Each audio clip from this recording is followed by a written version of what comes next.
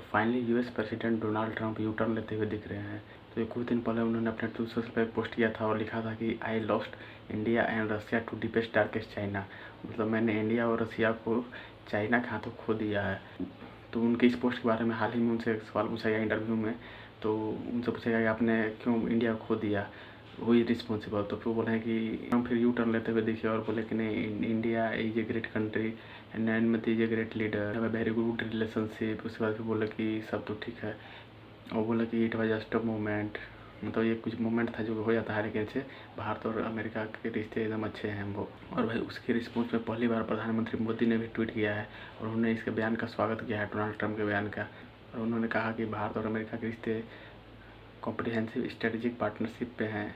और ट्रम्प ने तो ये भी बोल दिया था कि अभी कपल ऑफ मंथ मतलब कुछ महीने पहले पीएम मोदी यहाँ पे आए थे हमें, फिर हम लोग वहाँ पे रोजी गार्डन में गए थे।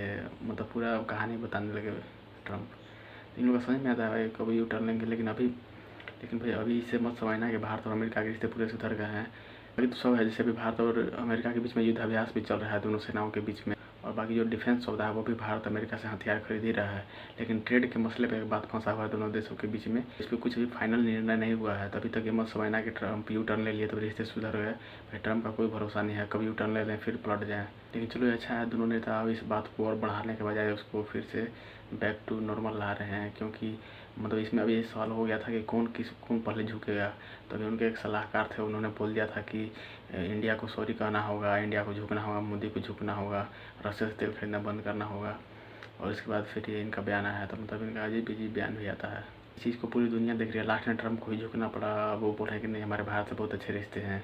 और भाई एक और बड़ी डेवलपमेंट है कि PM Modi United nation assembly में नहीं जा रहे हैं, जो कि अभी सितंबर में होना था। तो कंफर्म हो चुका है, भारत के विदेश मंत्री एस जयशंकर जाएंगे, वो नहीं जाएंगे क्योंकि अमेरिका में ही होना है।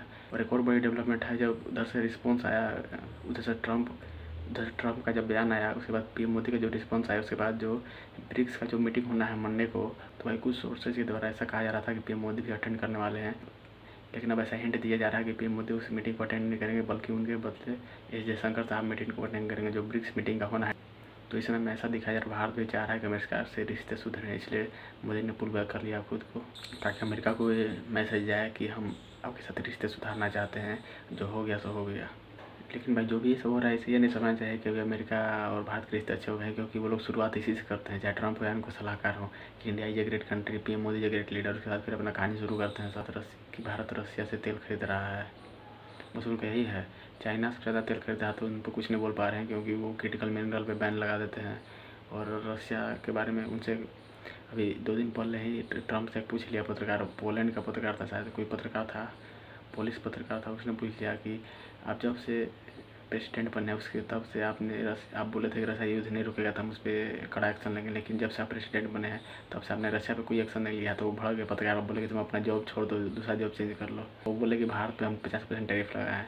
भाई वो पूछ रहा है अपने रशिया पे क्या किया, डायरेक्ट कुछ नहीं किया। भारत पर टैरिफ लगाने से थोड़े रशिया रुक जाएगा यूक्रेन में, वो तो और तेज़ी से हमला कर रहा है। ऐसा तर्क भी देते हैं, पता नहीं। कुछ लोग तो ये भी कहते हैं कि केजीबी के एजेंट हैं, जैसे रशिया की इंटेलिजेंस एजेंसी है उसके एजेंट हैं, ऐसा बोलते हैं लोग। पता नहीं भाई क्या है नहीं है। बाकी आई होप सो कि जल्दी से भारत और अमेरिका के रिश्ते सुधर जाएं और टैरिफ पे कुछ नेगोशिएशन हो जाए जल्दी से, तो दोनों देशों के लिए अच्छा रहेगा। और ऐसे पीपल टू पीपल टाइप भी मजबूत रहेगा। ऐसा भी सुनने में आ रहा है कि भारत में बहुत सारे ऐसे यूनिवर्सिटीज़ हैं और बहुत सारे बिजनेसमैन ऐसे हैं जो मतलब यहाँ पे मतलब जो यूएस गुड्स है उसका बहिष्कार होना, जैसे कोका कोला ये सब हो गया, बढ़ी या फिर मैकडोनाल्ड्स ये सब। तो इसका खबर अमेरिका को पता चला होगा, इसलिए शायद हो सकता है कभी उनको प्रेशर आया होगा तो यू टर्न ले रहे हैं कि अगर बहुत ज़्यादा बहिष्कार होने लगा भारत में तो फिर अमेरिका के लिए दिक्कत हो जाएगा।